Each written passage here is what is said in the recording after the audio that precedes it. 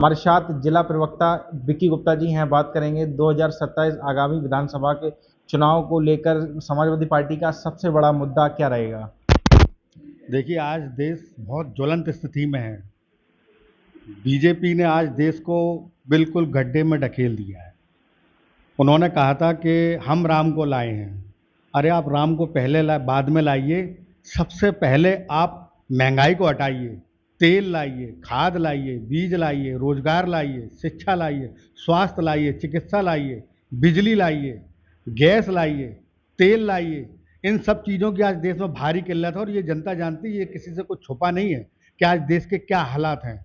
और रहा हमारा विजन का, तो जब हमारी सरकार थी 2012 में, तो माननीय अखिलेश जी ने कन्या विद्या धन और युवाओं को 1,000 रुपये बेरोजगारी भत्ता देने का वादा किया था और वो हम लोगों ने पूर्ण किया था। इसके अलावा 10th पास और 12th पास लोगों को हमने लैपटॉप की जो योजना चलाई थी, वो आज पूरे विश्व में एक बड़े स्तर पर चल रही और वो योजना बहुत सक्सेस हुई। तो बीजेपी ने तो हमारी योजना को कॉपी करके भी विकास नहीं कर पाया है और देश को एक ऐसी स्थिति में लाकर ढकेल दिया है कि आज जनता त्राही त्राही कर रही है। जनता चीज देख रही है, जनता मांग कर रही है कि माननीय प्रधानमंत्री जी, आप तीसरी बार देश के प्रधानमंत्री बने हैं और आज देश में स्वास्थ्य के क्या हालात हैं। आज आम आदमी कितना भटक रहा है। सिर्फ देश में 2 ही लोग अमीर पर अमीर हो रहे हैं और छोटे लोग बिल्कुल ख़त्म हो रहे हैं। आज आप देखिए कि पिछले 1 महीने में लगभग 8 लोगों ने आत्महत्या की है पेपर लीक होने पर। एक माता पिता अपने बच्चों की सारी जमा पूंजी अपने बच्चों के लिए लगाता है और वो बच्चे मेहनत करते हैं साल 2 साल, और पेपर लीक के नाम पर जब उनके साथ ऐसा उत्पीड़न होता है, 2,000 रुपये 1,000 रुपये वो फॉर्म के डालते हैं, सरकार की राजस्व में वृद्धि होती है, लेकिन इसके बाद अगर पेपर लीक हो जाए तो हर बार पेपर लीक हो जाता है। आप रोजगार तो वैसे ही नहीं दे पा रहे हैं। आपने हिंदुस्तान के अधिकतर बैंकों को मर्ज कर दिया।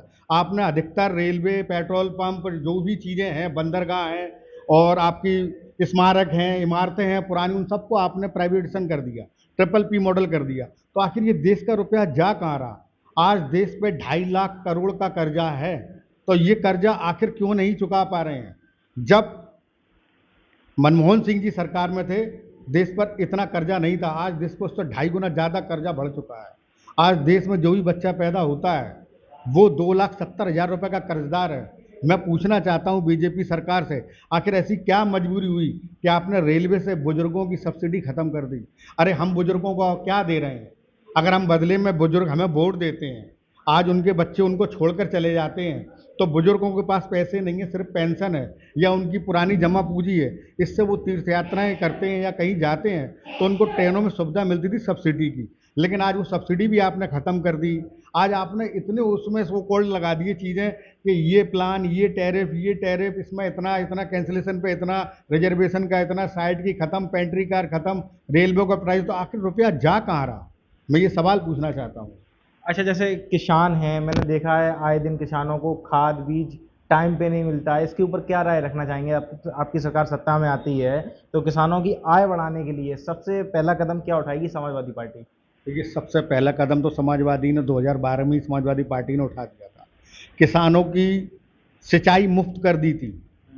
बिजली जो इतनी महंगी थी, बिजली इतनी महंगी नहीं होती थी, कभी छापे नहीं पड़ते थे। ये जो छापे के नाम पर आज किसानों को उत्पीड़न हो रहा है। बड़ी फैक्ट्रियां चल रही हैं, उनके यहाँ कोई पकड़ नहीं हो रही, कोई विजिलेंस टीम नहीं बिजली भाग की जा रही है, लेकिन आज किसान अगर अपना ट्यूबवेल चला लेता है जिससे हम सबको खाना मिलता है, आज उनको उनके यहाँ छापा मार कर उनसे रिश्वत मांगी जाती है। अभी हाल ही में यही एक मुद्दा, भरतना में एक किसान है